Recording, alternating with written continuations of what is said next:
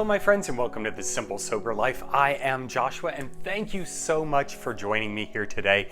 I help encourage people to make small changes in their life that lead to great big changes and a life of awesome. So thank you again for joining me. If you're liking these videos, please make sure to subscribe. Hit that bell when you subscribe so you get notified each time I create a video. Also, give me a big old thumbs up and comment down below. I'd love to hear what you have to say. So it's been a couple of days since I created a video. My life has just been so crazy this past week, working 12-hour days and then coming home. And I've started learning a new skill of software and computer coding. And it's really cool. I've been able to create an entire homepage design through code. So it's really interesting to, be able to put in this code and then all of a sudden this thing pops up. Frustrating thing is if you miss one little thing, one period or one little squiggly thing, then the entire function doesn't work right and it gets really frustrating. And because it's a new skill, I have to keep going back and watching the videos and keep going back and trying new things and figuring out what I did wrong, which I love. I love that problem solving aspect of it and I love the creativity behind it. Man, I was able to add animation, I was able to add drop shadows, I was able to add images and maps and things like that, all to this website using code. It's very, very time consuming. I'm gonna forge forward with the rest of these classes, these lessons for the next 3 weeks, I think it is. But I'm really gonna have to give a lot of thought as to whether I want to invest that time and money into, learning how to do this professionally. There are definitely some other things that I want to do. It's taking away from time for me doing these videos. It's taking away time from blogging and writing my book. I mean, I try to make time to do all those things, but it's not as much time as I'd like to dedicate to that creative aspect of my life. So it's definitely something I'm going to have to weigh the pros and cons for. Work is still going pretty well. I'm the only one in my little area still. No one else has been hired. And we're kind of slow right now. They're trying to ramp up with a second shift, creating the beams that I put together the parts for so they can put on and whatnot. But yeah, what I noticed yesterday, and it's a dirty place to work. I'm kind of a city boy and, I like to stay clean and sit behind a desk or, work in a clean environment. So this is totally something different than I've ever been exposed to in my life. And so when I'm at work, I have to wear a hard hat. I have to wear the safety goggles. I have to wear gloves and ear plugs and things like that. And what I noticed yesterday is there is a felt band on the inside of the hard hat, to keep sweat from dripping down your eyes and whatnot. And it gets filthy. It gets absolutely filthy. Like it was coated in black when I took it off the other day. I'm like, oh, this is so gross. But I noticed it is giving me these bumps on my forehead. And I hope you can see, well, of course you can see it. People from space can see it. It's absolutely disgusting. And it's hard. And so I researched Hardzit on Google and they were telling me what it was from. It could be a number of different things, but I'm pretty sure I've eliminated it down to, the dirt and oil being stuck to my forehead from that hard hat and the felt that's on it. So I'm trying to find a solution. If you've ever experienced this and have a good solution, please comment down below because I could totally use it. I went so far as to use like an antiseptic wipe this morning, like an alcohol wipe on my forehead. And I changed out the band, so it's a brand new band. So hopefully that'll help take care of it. But with that helmet on, that part of my head isn't really getting any air. So it's just kind of pressed up against there. So it has to go away. Otherwise, I don't know, I'm going to have to take a drill and start drilling into my head so they disappear, because I'm not having this for forever, for a long time. My face is my fortune.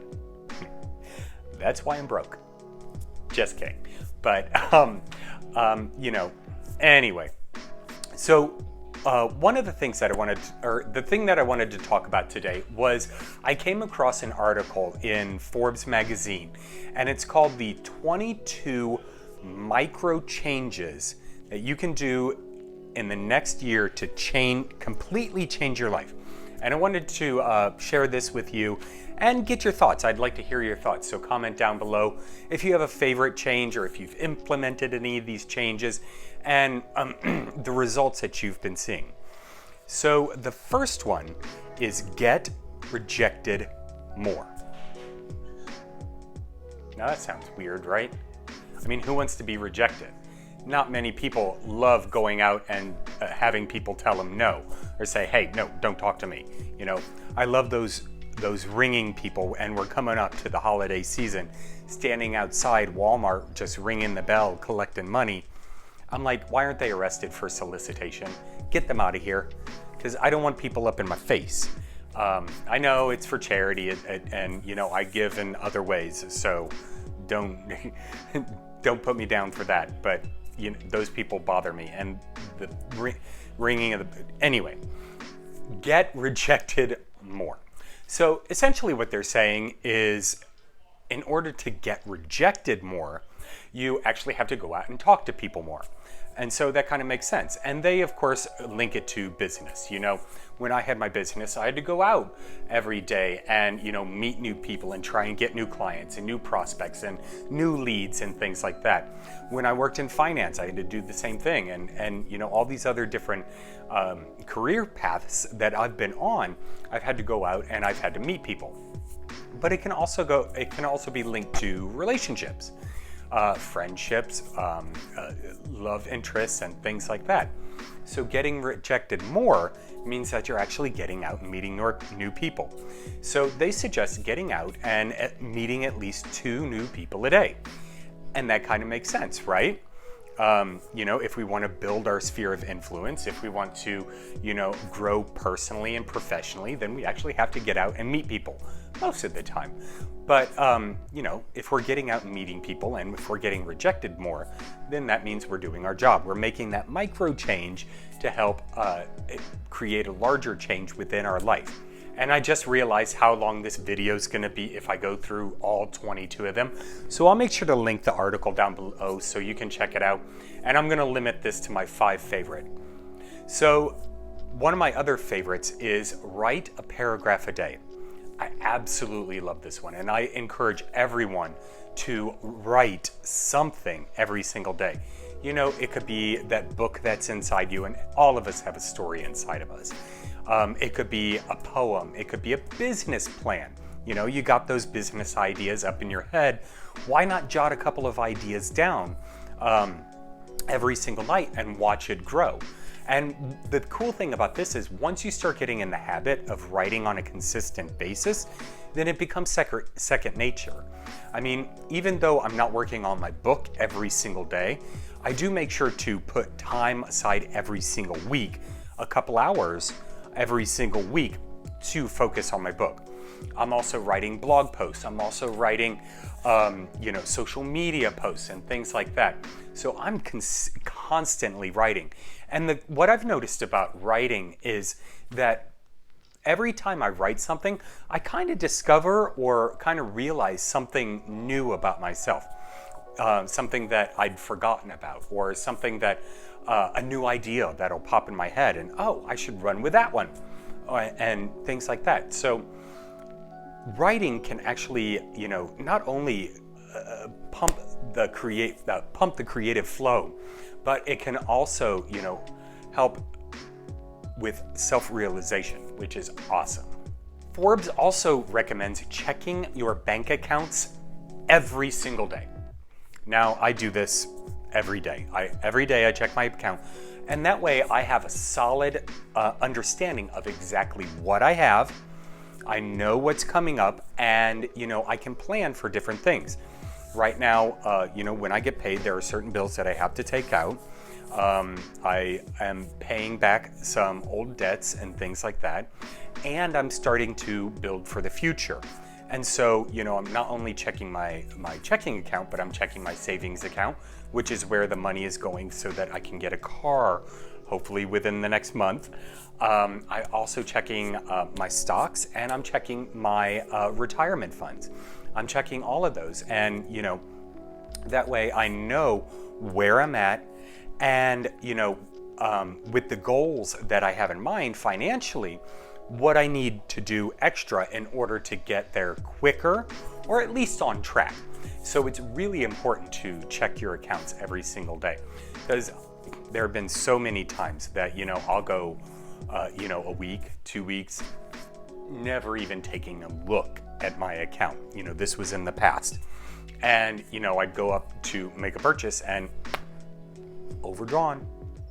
Whoops, we don't want to do that. Well, too bad it happened over and over and over again because I wasn't checking my accounts. So have that solid foundation of knowing where you financially stand, and will help you, create a snowball effect to where you want to go. Another one of these micro changes that I really enjoyed and can really relate to is observe yourself. And so essentially what they're saying is, when you start procrastinating or when you start doing that negative self-talk, stop and actually observe what you're doing. And that way you can become more understanding, and you can actually start realizing when you're using those negative behaviors, and you can actually put a stop to it a lot quicker. So as a lot of you know, I used to hate looking in the mirror, because every time I would look in the mirror, all I would do would be to talk bad about myself. Oh, you're stupid, you're ugly, you're fat. I would just rattle off all of these negative things. And even when I'm going about my day to day, if I make a simple little small mistake, I'm like, oh, you're such a dumbass. I mean, why would you do that? You're so stupid. How could you even let that happen? You're what? And so when you actually observe yourself then and actually stop, kind of step outside yourself and take a look at what you're doing, and you can self-correct. And so instead, I'll start getting those negative thoughts in my head and start putting myself down. All I have to do now is just kind of take a step back, analyze the situation, assess what's going on and how I'm feeling at that very moment, and I can take a corrective action in order to fix the situation, so I don't feel bad about myself. So I'm not putting myself down. Today at work, the boss came up to me, and one of the things I have to do is find missing parts that need to go and be put on, these beams and whatnot. And I just couldn't find them. And so I wrote a list of, all the different parts that I couldn't find. Well, he went through and he started looking for the parts. And what he realized was I'd written the numbers down wrong. Whoops. That's a pretty big deal when you're trying to look for a specific number on a part. You can't really find the part if you're looking for the wrong number. And so he brought it to my attention, and I'd just gotten some numbers flipped or just kind of wrote it down wrong. And so that's when he brought it to my attention. He was very professional about it. When he left, I'm like, I kept thinking to myself, I'm like, how could I let this happen? This doesn't make any sense. Why would I even write that down? Josh, how could you be so dumb? Now you look like a fool. Now they're not going to trust you. Now, when you say you're missing a part, they're not really going to believe you. They're going to be like, oh, why don't you just go check again? Sure you wrote the numbers down right? I mean, so all these thoughts are going in my head. And so, I had to stop analyze the situation. You know what? This is what I did. And so what can I do to make it better? Well, I could go a little slower, not try and, get it done so that we can get on to the next thing. Stop and just make sure I've got the numbers right. So that kind of put me at ease. And, being able to see that side of it and being able to stop and analyze and observe, what I was doing has really helped me, well, emotionally, but it's also given me perspective into what I can do for the future, so that doesn't happen again, so I don't lose that trust, because I'm respected over there, which feels good. Several months ago that was not the case. So I want to maintain that, and so I just need to correct the situation, not get down on myself, because that's not going to help anything, and just keep moving forward. The last micro change that I'm going to share with you is the power of saying no. Practice saying no. Now, this is something that I've struggled with my entire life. I've always wanted to be a people pleaser. I always want to spread myself way too thin. I want to make sure everyone's happy. Will you help me move this weekend? Sure, I'd love to. Will you work an extra 8 hours so that someone doesn't have to come in? Sure, I'd be happy to. Will you do this? Will you do that? Will you give me this? I always have had a hard time saying no. And maybe it's because of maturity, but I think it's getting easier to say no, to really define what I want to do and what I want in my life, and say, no, I can't do that. Now, sometimes I weasel out and make up an excuse rather than being direct, and that is something that I need to work on. If I don't want to do something, if it doesn't make me feel comfortable, or if it doesn't align with my goals and ambitions, then just coming out and saying no, I don't want to do that right now, would probably work better in my favor than being like, oh, I'd love to, but I got this other thing that I have to do. When saying, no, I've scheduled out that time to work on my book, or no, I've scheduled that time to binge on Netflix, whatever I want to do. Being more direct and honest with that is something that I personally need to work on. That's probably a micro change, or maybe it's a mega change that I need to actually work on under the micro change of, practicing saying no. And, we can practice on our dogs. If we have a hard time saying no to people, practice saying no to your dog. The dog doesn't really know what you're saying if you say it in a nice way. I mean, if you're mean to your dog, please don't be mean to your dog. Dogs are wonderful. But, or your child, you could probably get away with being meaner to your kid than your dog.